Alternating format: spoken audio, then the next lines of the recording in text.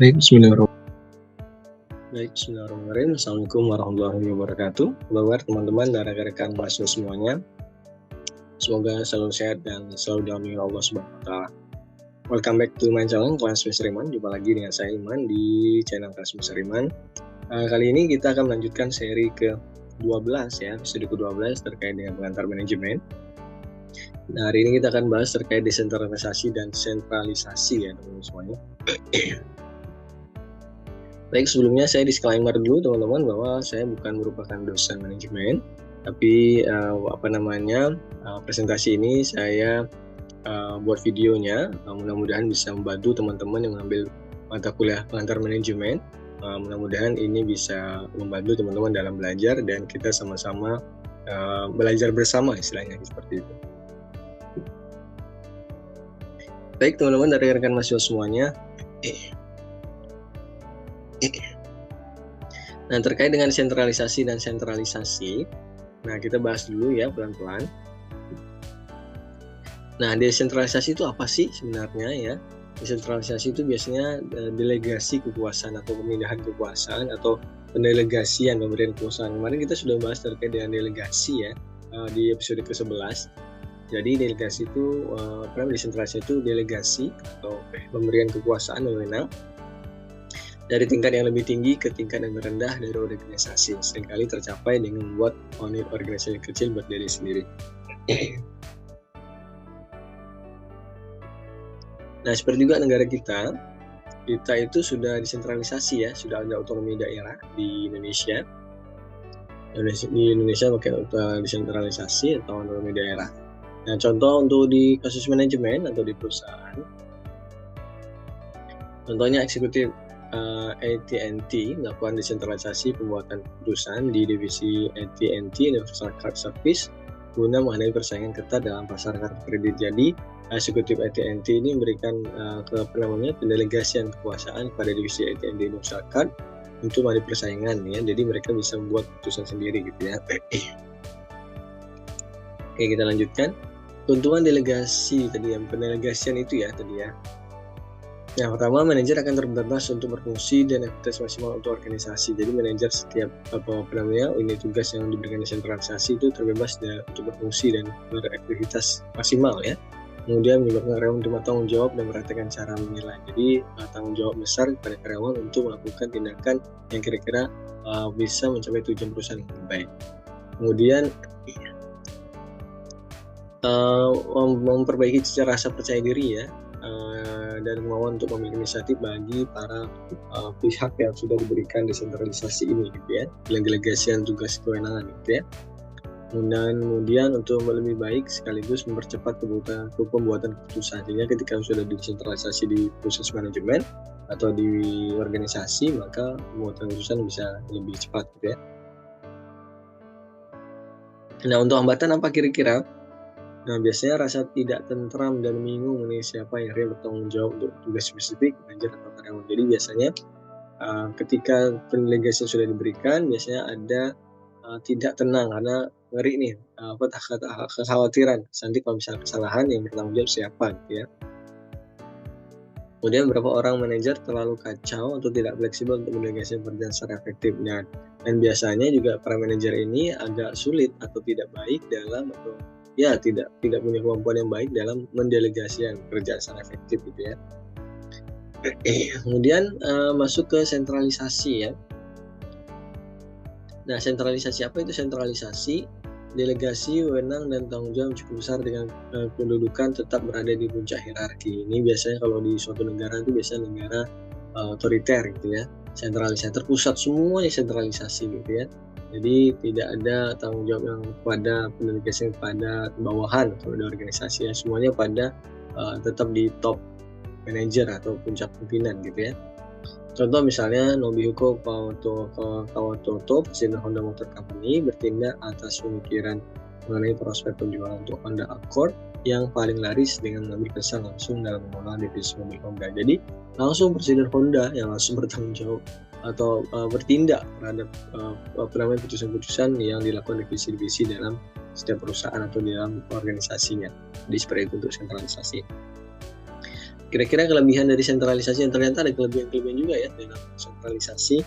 Yang pertama, totalitarisme penyelenggaraan organisasi. Jadi fokus pada satu orang, putusannya pada satu orang atau pada suatu puncak pimpinan gitu ya. Kemudian seragam manajemen sejak dalam aspek rencana, peluang evaluasi, nggak boleh pembangunan sekolah dan pembelajaran. Jadi hanya satu ya, semuanya sama karena jadi ya kebijakannya satu, yang menentukan satu, yang jadi semuanya ikut gitu ya. Nah kemudian seragam pola pembudayaan masyarakat ya. Kebudayaan masyarakat kalau di dalam negara budayanya yang sama gitu ya, karena totaliter ya, karena sentralisasi terpusat.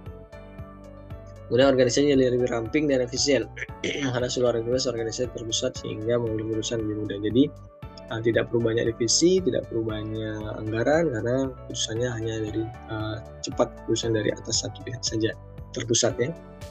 Kemudian perencanaan pengembangan organisasi lebih terintegrasi. Jadi ini bisa lebih terintegrasi karena apa tadi ya, yang organisasi itu satu pihak aja, gitu ya gambarannya. Itu gambarannya. Oke, kita lanjut. Kekurangan. Nah, kekurangan kira-kira apa sih sentralisasi ini? Nah, kekurangannya kebijakan dan keputusan pemerintah daerah dihasilkan oleh orang-orang yang berada di pusat. Misalnya itu daerah ya. Nah, jadi kalau misalnya di konteks negara, putusannya pemerintah pusat, jadi agak lama nih minta putusan karena daerah tidak bisa memutuskan langsung pusat sehingga membutuhkan waktu yang agak lama. Kemudian kualitas manusia yang robotik, maksudnya kualitas manusia yang robotik ini dia tidak punya inisiatif untuk putusan seperti apa, kira-kira lebih baik apa, jadi tidak ada inisiatif juga dan tidak ada kreativitas karena apa, terpusat aja, semua ditentukan oleh pusat. Tidak melahirkan satu pemerintah yang otoriter ya, kalau satu negara itu dia otoriter ya, dia otoriter ya, dari terpusat satu komando gitu gambarannya. Kemudian nah dalam satu negara biasanya kayak nasional, kayak daerah, dan terjadi eksploitasi untuk yang elit politik aja karena tadi terpusat ya. Nah kemudian selanjutnya mematikan kemampuan berinovasi yang tidak sesuai dengan suatu masyarakat demokrasi terbuka. Jadi membuat berinovasinya rendah di level yang lebih bawah ya. Jadi, karena tidak punya berani untuk mengambil keputusan ini.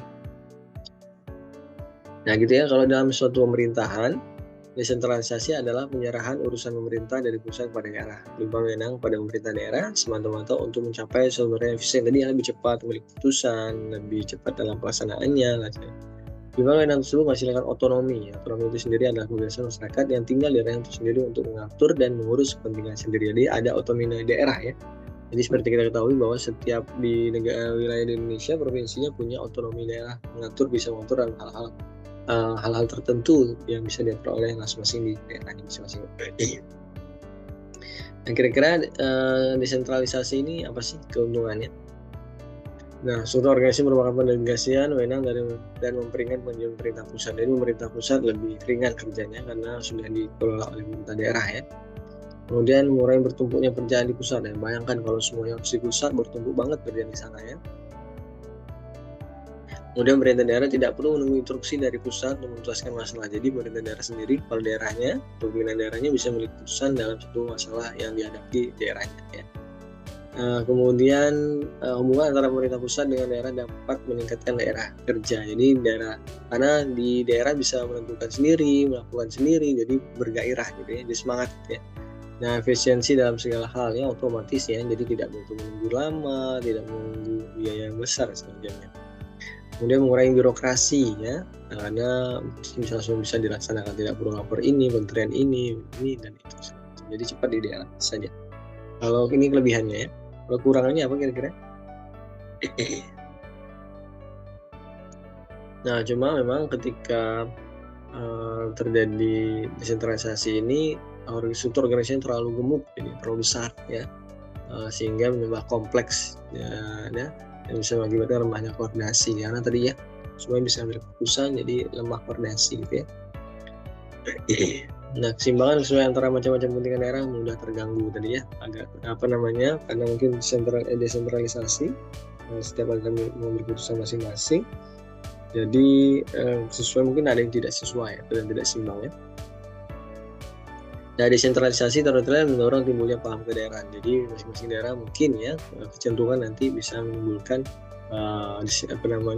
paham kedaerahannya ya, kurangannya karena masing-masing mereka punya otonomi sendiri gitu ya.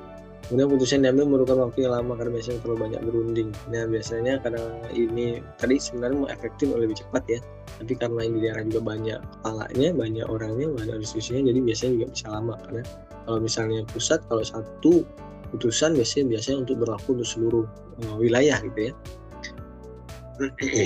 Nah, memerlukan biaya besar dan sulit memperoleh keseragaman kesederhanaan. Karena kan karena setiap daerah berbeda, setiap provinsi berbeda, jadi mungkin punya memerlukan biaya besar ya kalau bisa terjadi suatu dana hal gitu ya dalam manajemennya. Tadi ya keuntungan kalau untuk perusahaan gimana keuntungan desentralisasi? Nah desentralisasi kedekatan pasar kan tadi ya bisa manajemen ini di setiap daerah tempat masing-masing. Memiliki kemampuan pengetahuan lokal yang baik karena tadi sudah diotonomikan. Juga ada pengetahuan pelanggan, jadi lebih paham terkait dengan kondisi kondisi lingkungan daerahnya masing-masing, atau kalau misalnya di jalur dari distribusi atau misalnya di perusahaan yang global, maka di tempat tertentu bisa mengambil keputusan sendiri sentralisasi, dia bisa tahu terkait dengan pelanggan atau terkait dengan bagaimana budaya pelanggan di situ ya. Kemudian keorganisasian organisasi, tujuan organisasi dalam organisasi ya, ataupun efisien dari untuk mencapai sebuah rencana strategis akan gagal bila desentralisasi dilakukan secara total tanpa koordinasi dengan dari puncak. Nah ini juga kerugian ya. Sekiranya semua dilaksanakan secara desentralisasi atau otonomi, nah itu bisa gagal total tanpa koordinasi ya. Walaupun sudah desentralisasi, tapi koordinasi itu tetap harus dilakukan ya. Karena apa? Supaya diketahui oleh pimpinan puncak ya, untuk dievaluasi ya kemarin. Nah, dalam menentukan jumlah desentralisasi yang memadai untuk sebuah organisasi, faktor-faktor berikut yang dapat dijadikan sebagai acuan utama. Pertama, terkait pengaruh lingkungan, seperti karakteristik pasar, tekanan kompetitif, dan kesediaan material, itu gambarannya terkait dengan faktor-faktor yang dijadikan acuan ya dalam melakukan desentralisasi. Kemudian ukuran organisasi kecepatan pertumbuhan, bagaimana besar organisasi ini, apakah sudah besar banget karena harus desentralisasi, atau kalau misalnya masih kecil ya nggak perlu lah desentralisasi gitu ya.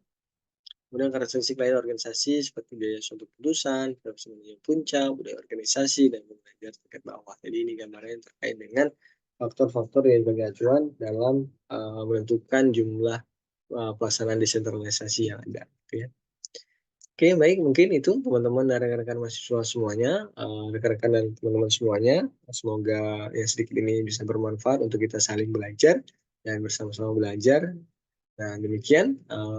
Mohon maaf atas segala kurangan. Kalau teman-teman ada kira-kira tambahan, silakan bisa dikomentari di kolom komentar, ditambahkan di kolom komentar.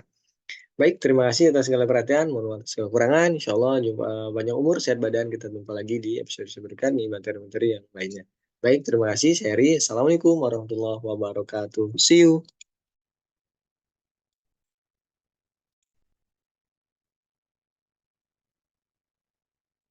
Wabarakatuh. See you.